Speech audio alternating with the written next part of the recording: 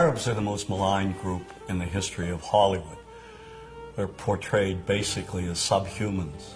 Untermenschen, a term used by Nazis to vilify gypsies and Jews. These images have been with us for more than a century.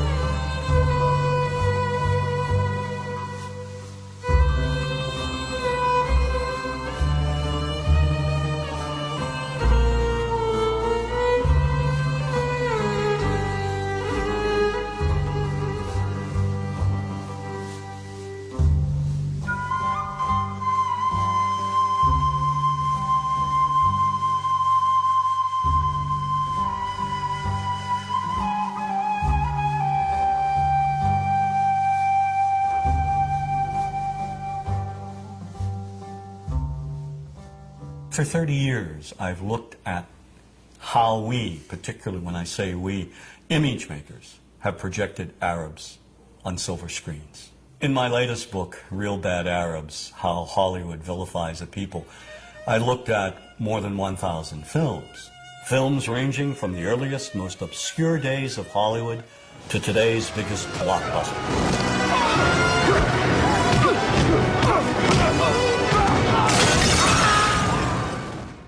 And what I tried to do is to make visible what too many of us seem not to see, a dangerously consistent pattern of hateful Arab stereotypes. Stereotypes that rob an entire people of their humanity. All aspects of our culture project the Arab as villain. That is a given. There is no deviation.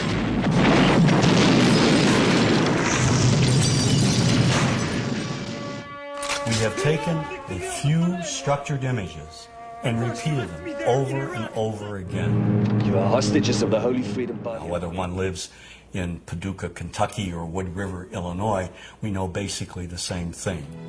Listen to the sound, Jesus, of Altar! We know the mythology. The mythology, namely Hollywood's images of Arabs. We inherited the Arab image primarily from Europeans. In the early days, maybe 150 years, 200 years ago, the British and the French who traveled to the Middle East, and those who didn't travel to the Middle East, conjured up these images of the Arab as the Oriental other. The travel writers, the artists who fabricated these images and who were very successful, as a matter of fact. And these images were transmitted and inherited by us. We took them, we embellished them, and here they are. When you cross the mountains of the moon into our country, Mr. Tyrone, you will be stepping back 2,000 years.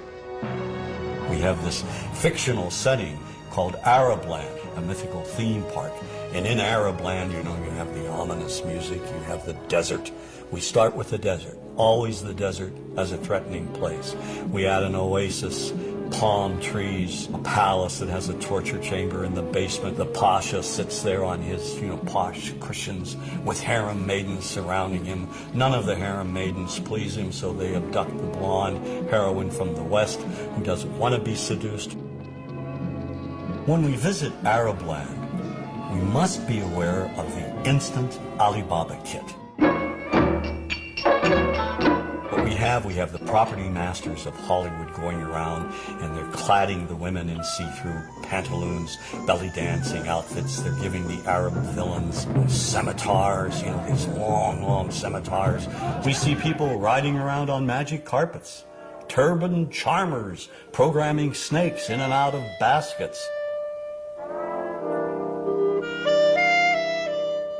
Yesteryear's Arab land is today's Arab land. You are late. 1,000 apologies, oh patient one. You have it then. I had to slit a few throats, but I got it. Disney's Aladdin was seen by millions of children worldwide. It was hailed as one of Disney's finest accomplishments. But the film recycled every old degrading stereotype from Hollywood's silent black and white past. Oh, I come from a land, from a faraway place, where the caravan camels roam, where they cut off your ear if they don't like your face. It's barbaric, but hey, it's home. Where they cut off your ear if they don't like your face. It's barbaric, but hey, it's home. Now, how could a producer with a modicum of intelligence, just a modicum of sensitivity, let a song such as that open the film? But this moves way beyond one song. You must be hungry. Here you go. You'd better be able to pay for that. Do you know what the penalty is for stealing? No, no, please. The Arab is one-dimensional caricature, cartoon cutouts used by filmmakers as stock villains and as comic relief. And so over and over we see Arabs in movies portrayed as buffoons, their only purpose being to deliver cheap laughs. You see this in the Joey Heatherton film, The Happy Hooker Goes to Washington. Every night I was forced to perform unspeakable acts with circumcised dogs. Oh, dogs are better than sheep. They're cleaner, I know, I've tried both. And over again they're portrayed as inept. So, in a movie like True Lies, not only are the Arabs dangerous, they're also incompetent. We are all prepared to die. With one turn of that key, 2 million of your people will die instantly. What key? That key! Who's taken the key? One actor who excels in his portrayal of Arabs as buffoons is Jamie Farr in Cannonball Run 2. I have a weakness for blondes and women without mustaches. All the stereotypes are here. Too rich and stupid to know the value of money. Get me 12 sweets. Better yet, the entire floor. And of course he's oversexed, lecherous, uncontrollably obsessed with the American woman. Here, my desert blossom. Give the change. Have you ever considered joining a harem? And so another pattern is the lecherous Arab. In Jewel of the Nile, Sheikh Omar tricks Kathleen Turner. How? He convinces her to come with him to Arab land. Then he imprisons her. You stay here and you write what I tell you to write. We see the same sort of ominous seduction and protocol. The entire plot revolves around an Arab emir's infatuation with the blonde, blue-eyed Goldie Hawn. In the Bond film, Never Say Never Again, Kim Basinger is abused by the most sleazy-looking Arabs imaginable. She's tied to a pole, stripped to her underwear, and auctioned off to primitive-looking Bedouins. And in Sahara, Brooke Shields is also kidnapped and presented to the lecherous Arab sheikh for his own perverted pleasure. Get away from me, you dirty pig! More than 300 movies, nearly 25% of all Hollywood movies that in one way or another demean Arabs contain gratuitous slurs, or they portray Arabs as being the butt of a cheap joke. We were going to the Mecca, see, and the plane is full of Arabs with these animals. Goats, sheep, chickens. I mean, they don't go anywhere without their goddamn animals. We had to put plastic in the cabins. You know, they urinate, they defecate. You have films by Neil Simon, like Chapter 2. The beginning of the film, the protagonist arrives back from London, and his brother says, "How was London?" And he says, "Full of Arabs." How was London? Full of Arabs. Well, imagine if he had said, "Full of blacks, full of Jews, full of Hispanics." I mean, that's ridiculous. Why do we do these things? We got a bite. One of the most offensive films with the gratuitous images, Father of the Bride 2. It features Steve Martin selling his house to a Mr. Habib. Justin, we like house very much. When you can move out. Excuse me? The Habibs would like to buy the house, George. It's exactly what they've been looking for. Yes, when you can move. We need house a week from Wednesday, and my wife wants flower dishes in kitchen. You sell, we pay top dollar. When Habib's submissive wife tries to speak, he shouts gibberish at her.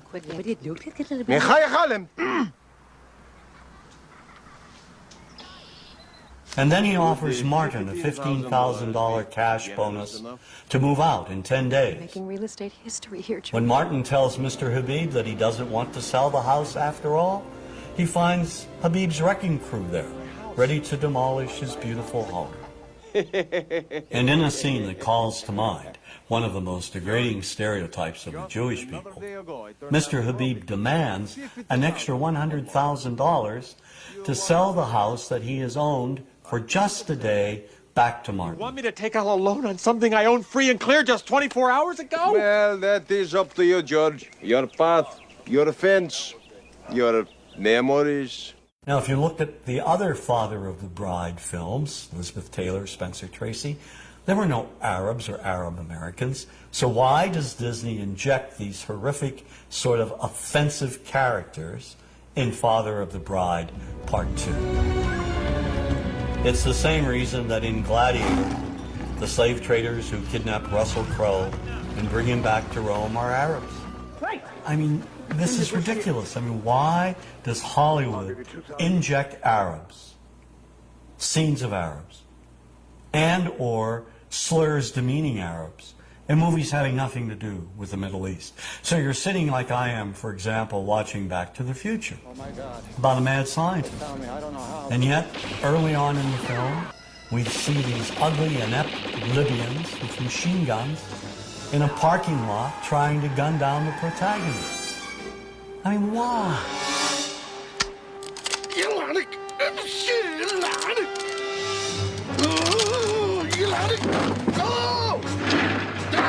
This movie wasn't about the future. It was the same old stereotyping from the past. And the same goes for Hollywood's view of Arab women. The Arab woman today is bright, intelligent.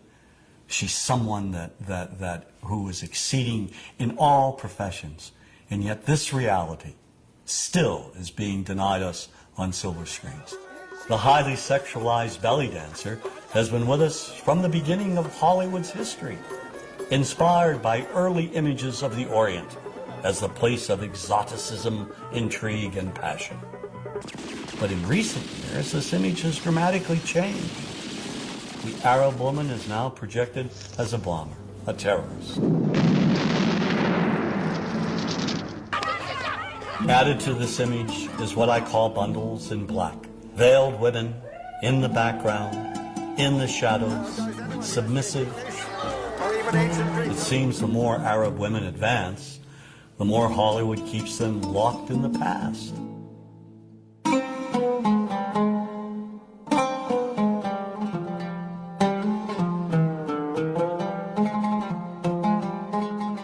Politics and Hollywood's images are linked. They reinforce one another. Policy enforces mythical images. Mythical images help enforce policy. Jack Valente, president of the Motion Picture Association of America, has said, quote, "Washington and Hollywood spring from the same DNA," end quote. The Arab image began to change immediately after World War II. There were three things that impacted the change. The Palestinian-Israeli conflict, in which the United States has unequivocally supported Israel. The Arab oil embargo in the 70s, which angered Americans when gas prices went through the ceiling. And the Iranian Revolution, which increased Arab-American tensions when Iranian students took American diplomats hostage for more than a year. These three pivotal events brought the Middle East into the living rooms of Americans, and together helped shape the way movies stereotyped Arabs and the Arab world. One of the primary changes, the image of the sheikh. In a movie such as Rollover, he's out to take over the world with his money, or he's up to no good trying to buy chunks of America. Mrs. Winters, I think I should tell you there are those in the family who do not think we should be making this offer at all. I assume if you could have found venture capital of this sort for a company like Winterchem in America, you would not be coming all the way to Arabia looking for it. You see the oily sheik in Spielberg's Indiana Jones and The Last Crusade. You see the money-grubbing sheik who's out to commit all kinds of terrorism and launch a missile in earnest in the army. Gentlemen, behold my special club, the Pluton missile. With it, I will bring the infidels to their knees and be leader in the Arab world. One of the myths in the 70s was that the Arabs are coming over, buying up chunks of America. And of course, this was reflected in the cinema. The Arabs have taken billions of dollars out of this country, and now they must put it back. One of my favorite movies of all time, racist though it may be, is Network, about commercial television. Ladies and gentlemen, let's hear it. How do you feel? We're mad as hell, and we're not going to take this anymore.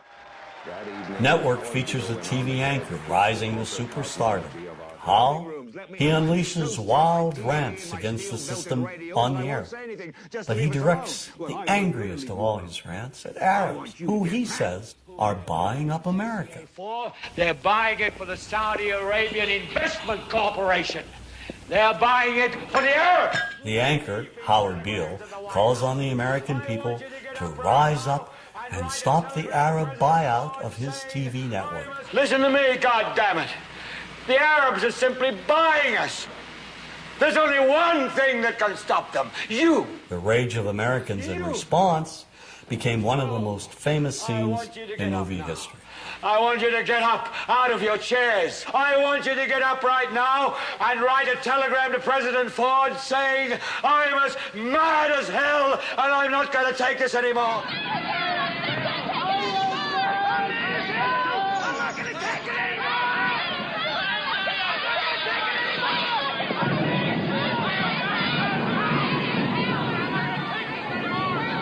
This kind of anger, the anger born of fear, all of it in response to a perceived conspiracy and threat by a specific group of people, well, we've seen and heard this before.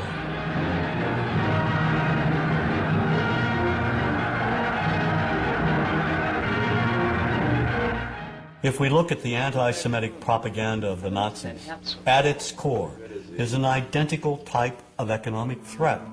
This economic myth even made its way into children's books.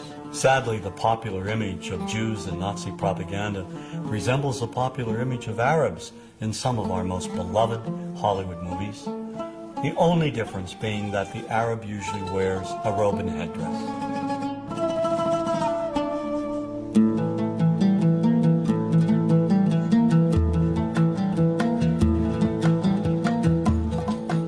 Another way we can look at the connection between politics and entertainment, Washington and Hollywood, is the manner in which historically cinema has projected the Palestinian people. Since the founding of the State of Israel in 1948, our support has never wavered. Every American administration has made it clear whose side we're on. In contrast, Washington's policymakers have failed to support the millions of Palestinians who have been made refugees and who have lived lives of poverty and squalor as a result, while policies impact opinions. So equally unjust is how Hollywood has presented the conflict. Movies repeatedly depict Palestinians as terrorists, making it seem that all Palestinians are evil. Made in America, Colonel.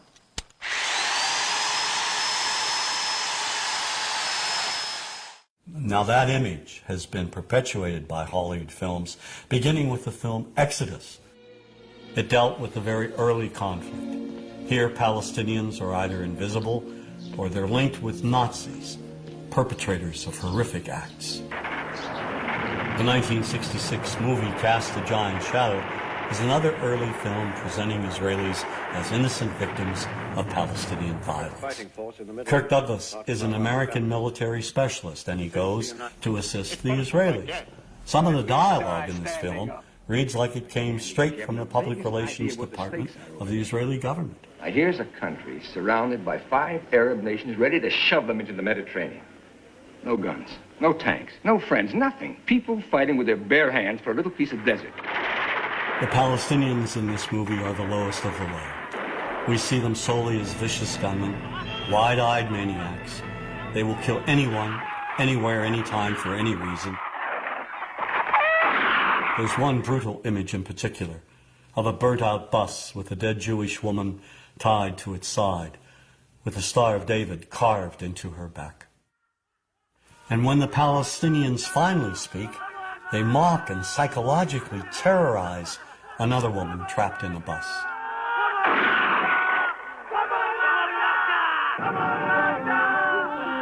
Well, if we jump forward a decade to the film Black Sunday, the Palestinian terrorist is now a woman.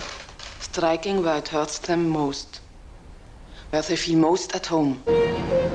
She flies the Goodyear blimp into a Miami stadium and tries to wipe out 80,000 Americans at the Super Bowl. She cold-bloodedly eliminates anyone in her path.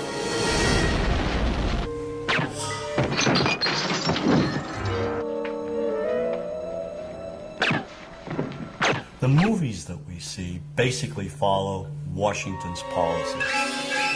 It's reflected in the cinema over and over again, particularly during the 1980s and the 90s, where you had perhaps 30 films which showed Palestinians as a people who were intent on injuring all Americans.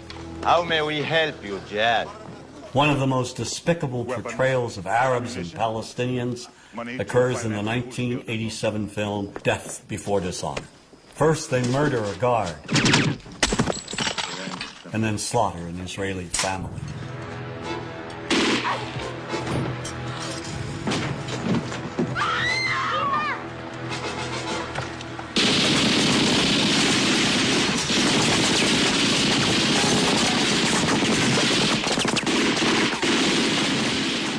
They kidnap and torture an American Marine, and in cold blood execute another.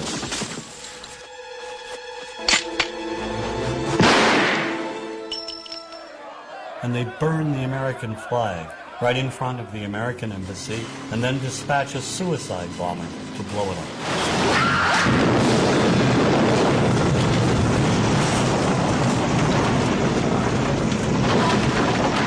One reason we've not been allowed to empathize with any Palestinian on the silver screen is due to 2 Israeli producers, Menachem Golan and Yoram Globus. These 2 filmmakers created an American company called Canon, and they released, in a period of 20 years, at least 30 films which vilify all things Arab, particularly Palestinians. They even came out with a film called Hell Squad, showing Vegas showgirls trouncing Arabs in the middle of the desert.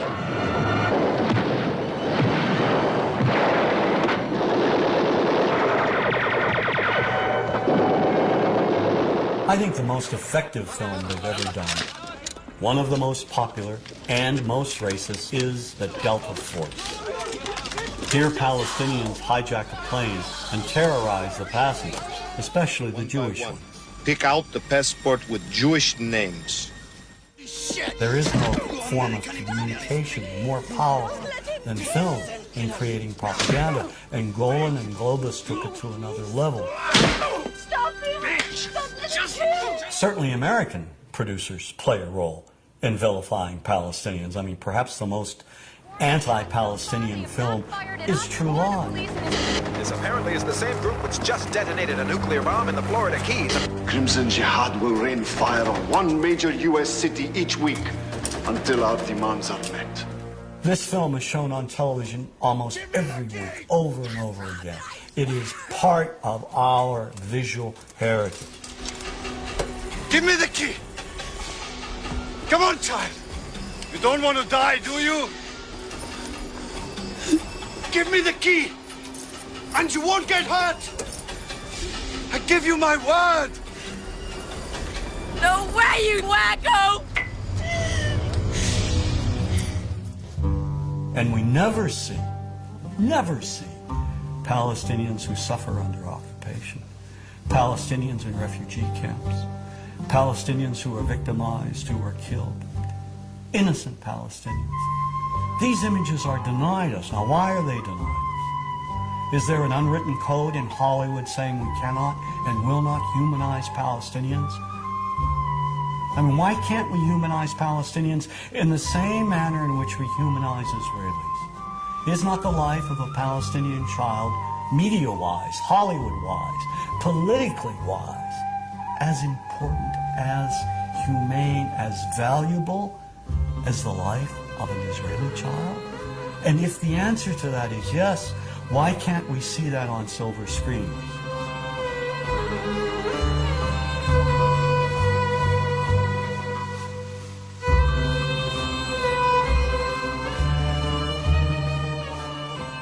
To solidify Washington's connection with Hollywood, simply look at the films produced in cooperation with the Department of Defense, showing our men and women in the armed forces killing Arabs at random. Like Iron Eagle, where a teenager goes over and bombs up an Arab country. You know, just learns how to fly a jet overnight.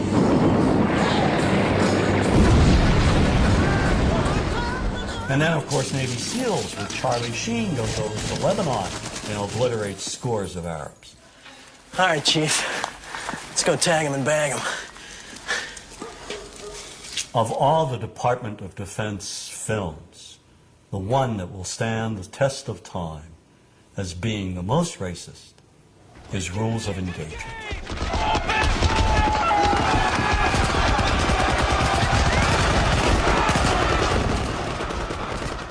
The film was written by former Secretary of the Navy, James Webb.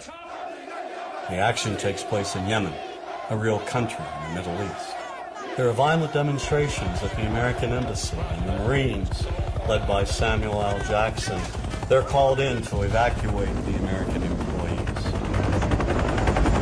And as they try to do so, the Marines open fire on the crowd and kill scores of Yemenis, including women and children. And in the investigation that follows, Tommy Lee Jones, the lawyer who represents the Samuel Jackson character, goes to Yemen to investigate. The movie leads us to believe what seems obvious, that the Marines committed this atrocity. Armed American Marines, they were shooting at his people. They were just trying to defend themselves. During his investigation, Jones's character sees a little girl with only one leg. He follows her, comes upon a hospital ward full of civilian victims. He finds an audio tape by the bed of one of the victims. And when the tape gets translated in court, we immediately begin changing our minds about who is responsible for this massacre.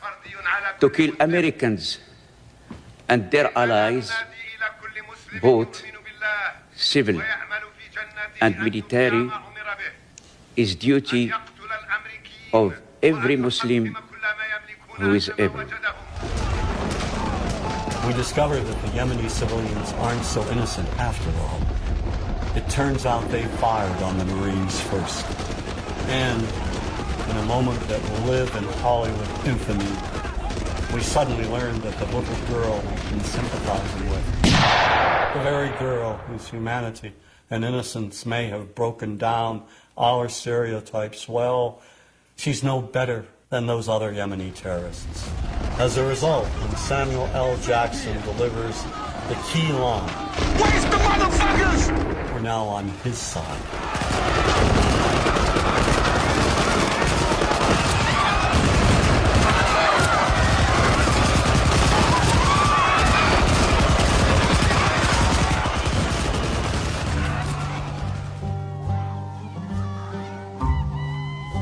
Why does this matter? Because in the end, the massacre of even women and children has been justified and applauded. It's a slaughter, yes, but it's a righteous slaughter. Sergeant Mack. Sir? Contact all stations. Mission complete. The humanity is not there. And if we cannot see the Arab humanity, what's left? If we feel nothing, if we feel that Arabs are not like us, or not like anyone else, then let's kill them all. Then they deserve to die, right?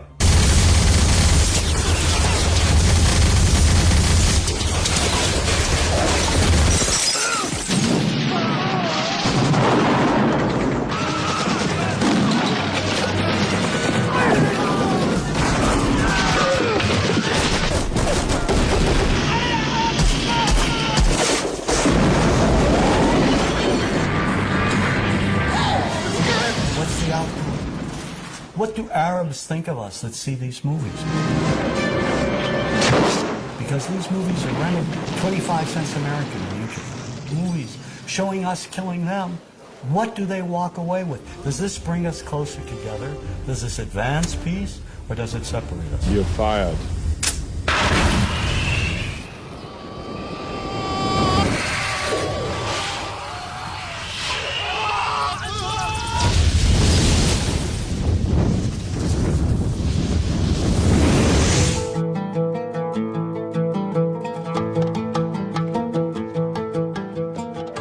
Islamophobia now is a part of our psyche. Words such as Arab and Muslim are perceived as threatening words. And if the words are threatening, what about the images that we see in the cinema and on our television screens?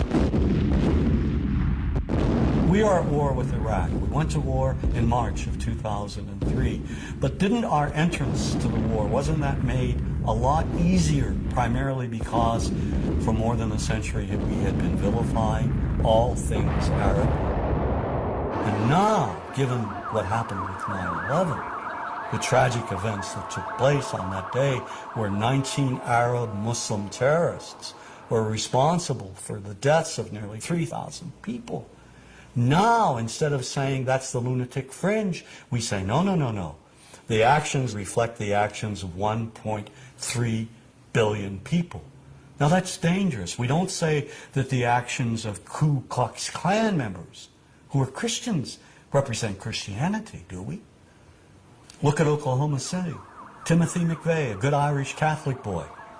Do we say all Irish Catholics are terrorists? No one knew McVeigh's religious beliefs, where he went to church, or his ethnic background. It was not part of the story. Yet, of course, had that been an American with Arab roots, or an American Muslim, it would have been a part of the story. Remember that when news of the bombing broke, reporters and politicians, nearly everybody, rushed to judgment, without any proof whatsoever. A U.S. government source told CBS News that it has Middle East terrorism written all over it. The attack in Oklahoma City appears to have a familiar mark. This was done with the attempt to inflict as many casualties as possible. That is a Middle Eastern trait. The fact that it was such a powerful bomb in Oklahoma City immediately drew investigators to consider deadly parallels that all have roots in the Middle East. ABC News has learned that the FBI has asked the U.S. military to provide up to 10 Arabic speakers to help in the investigation. The stereotype has become so widespread that it's become invisible to people. And the reason being is that we've all grown up with these images. Just look at television. We now have TV shows telling us that, in addition to the Arab terrorists over there, American Arabs over here are also terrorists.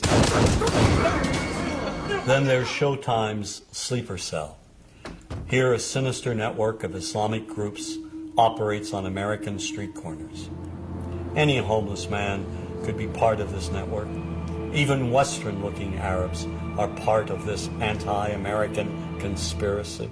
We're at war with America, period. And we're going to win that war by convincing enough Americans through the spread of fear, insecurity, and terror to change their ways. And the best way to teach that lesson is by attacking them where they live, work, and play. And this paranoia runs deep. Just take a moment and flip through some of our most popular religious channels. Islam, a religion of 2 billion members that's growing by 50 million people annually.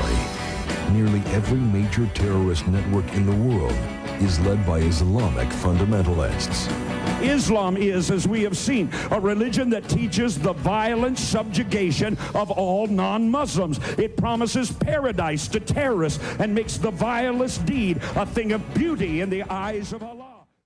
So when innocent Arabs are killed, when they're bombed, maimed, wounded, when they're tortured in places like Abu Ghraib, is it really any surprise that we don't feel any compassion? Or worse, make light of it? This is no different than what happens at the Skull and Bones initiation, and we're going to ruin people's lives over it, and we're going to hamper our military effort. You ever heard of emotional release? You ever heard of need to blow some steam off? Well, yeah, sort of like hazing, a fraternity prank, sort of like that kind of fun. But the point is, everybody's been saying that this came from the top. We don't care about them. We've been preconditioned to think that those innocent civilians, clones of Al-Qaeda and Saddam Hussein, are one and the same and do not merit our sympathy, our understanding. And that's very dangerous. According to the FBI, hate crimes in America targeting Muslims or people who just appear to be Middle Eastern surged in the aftermath of 9/11. Since 9/11, if you are an Arab American or a Muslim American and you go to an airport, you're automatically profiled. Numerous thousands of Muslim Americans were rounded up and detained without due process. Many people, particularly immigrants, lost their jobs. This college student who asked not to be identified says a recent meeting with police left him feeling like a criminal. I was just very scared, anxious, nervous, and I just wanted to get it over with. He was one of several thousand men of mostly Arab descent who were interviewed. So there is this cloud, with the hate crimes, with the profiling, with being rounded up.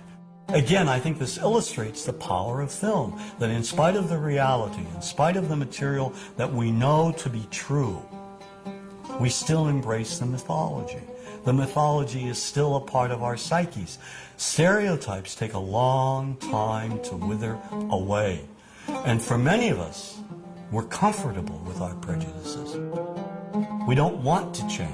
We've grown accustomed to this face.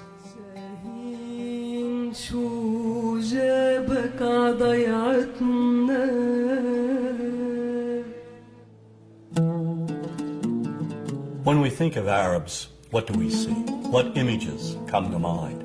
Do we see actual people? People who, despite real cultural or geographical differences, do pretty much the same things that we do.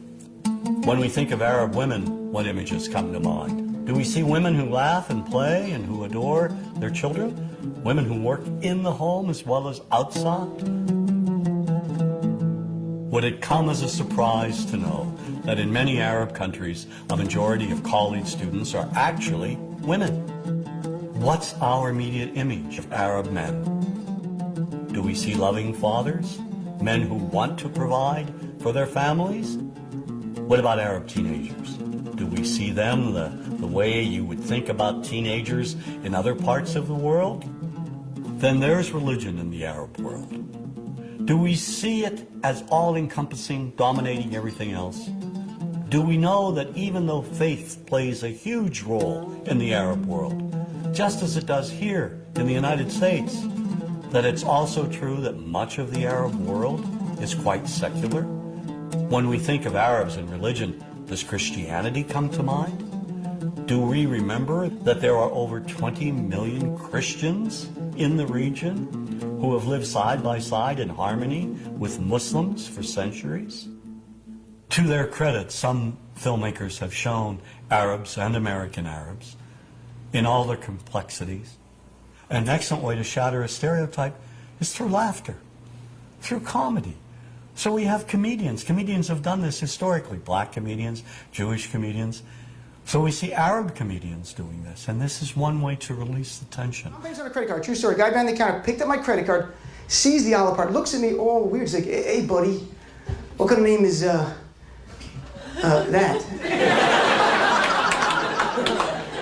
I'm like, well sir, it's an Arabic name. He goes, yeah, what does this mean? So I'm like, well translate it to English. It means peaceful, friendly Arab. But he's not happy because, yeah, what Arab country is your family from? So I tried the most peaceful, popular one that he would like. So I'm like, we're from the same Arab country that Aladdin is from.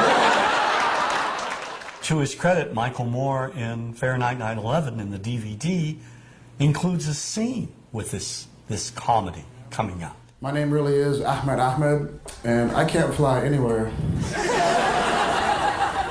All you white people have it easy. You guys get to the airport like an hour, 2 hours before your flight. Takes me a month and a half.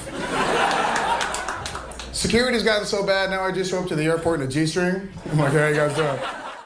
The character I read for was terrorist number 4. Not number 1, not number 2, number 4. And I was already well into my comedy career at this point, so I didn't take it that serious. And I read my lines way over the top. And, I was like, sit down, you will obey, or I'll kill you in the name of Allah, stuff like that. And the director went nuts, and he was like, that was brilliant, Ahmad. Let me see you do it again, but this time with more, Arab, how your people are very, he's trying to say that we're angry. And I was just like, okay, angry, is that what you want? Yes, yes. So I did it one more time, and I got a call the next morning that they want to use me in this movie. And I started laughing on the phone because I wasn't even, I was making fun of the role. I wasn't trying to be like that. And that's what they want, though. And once we begin to humanize Arabs and Muslims, to project them as we project other people, no better, no worse, then the stereotype gradually diminishes. In movies such as A Perfect Murder, we see an Arab-American detective befriend the heroine.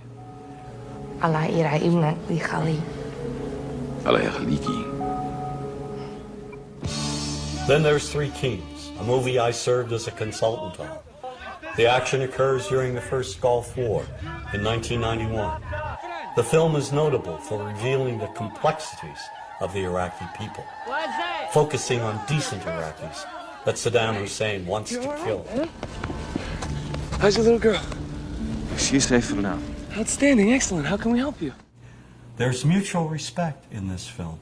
And there's also Iraqis who are loyal to Saddam Hussein.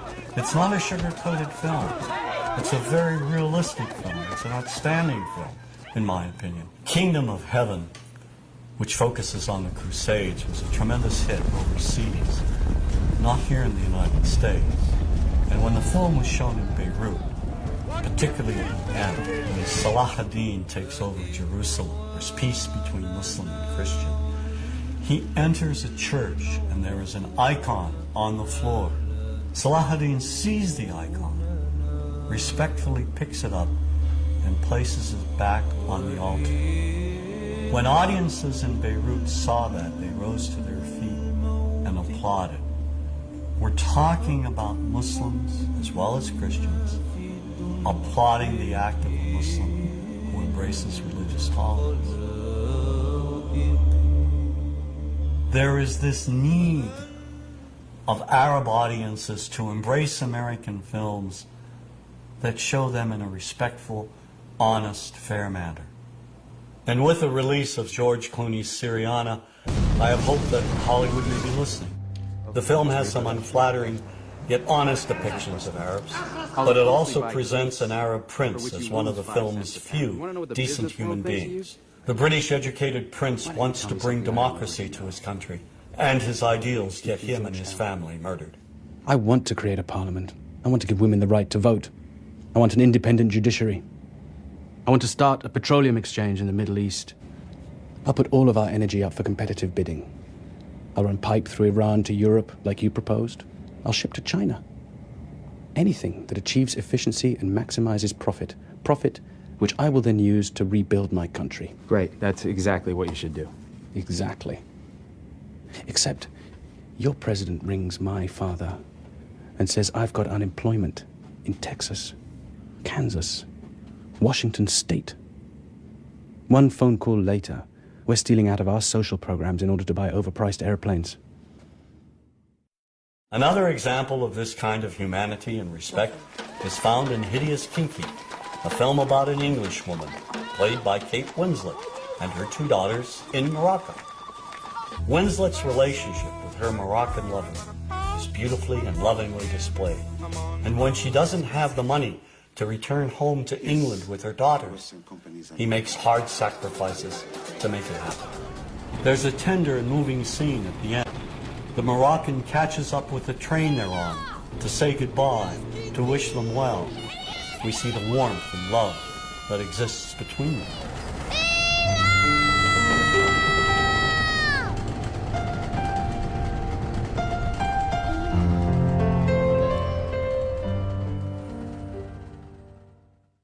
And nowhere is this kind of humanity more visible than in the film Paradise Now, written and directed by Hani Abu Assad. Two Palestinian friends get recruited to carry out a suicide bombing on Tel Aviv. At first they accept their mission solemnly, but they're intercepted at the Israeli border and separated from their handlers. Then a young woman realizes their plan and forces them to question their actions. شو سبكم؟ ليش بتعملوا هيك؟ ما عادش في خيار تاني. إذا ما نقدرش نتكافئ بالحياة نتكافئ بالموت. إذا عندك القدرة على إنه تموت وتقتل من شان التكافؤ، ليش بتدوش على إمكانية بالحياة عشان تعيش بالتكافؤ كمان؟ كيف؟ منظمة حقوق الإنسان تبعتك؟ هاي واحدة من الإمكانيات. عقائل هيك ممنعت الإسرائيلي عذر إنهم يقدروا يقتلوا فينا. والله العظيم إنك عنياتك. مش حرية بدون كفاح. لازم حدا يضحي بحاله، طول ما في ظلم واحتلال في تضحية. هذا مش تضحية، هذا انتقام. هيك بتقتل وبتصير زيهم.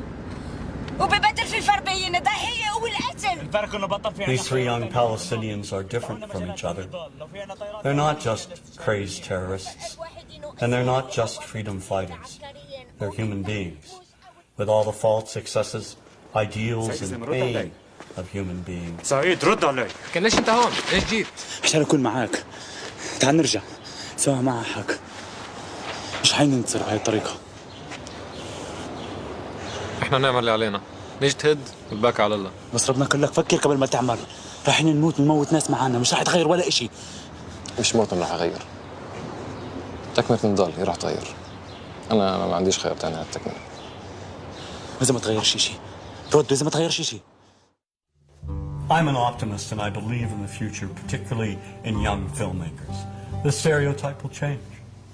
It will change because young men and women who are entering the profession will see that there has been a grave injustice committed, and they'll make attempts to correct it. It's only a matter of time as to when this will happen, but it will take place. Look, we've unlearned many of our prejudices against blacks, Native Americans, Jews, other groups. Why can't we unlearn our prejudices against Arabs and Muslims? What matters is not to remain silent. I think whenever we see anyone being vilified on a regular basis, we have to speak out, whether we're image makers or not. We have to take a stand and say this is morally and ethically wrong to demonize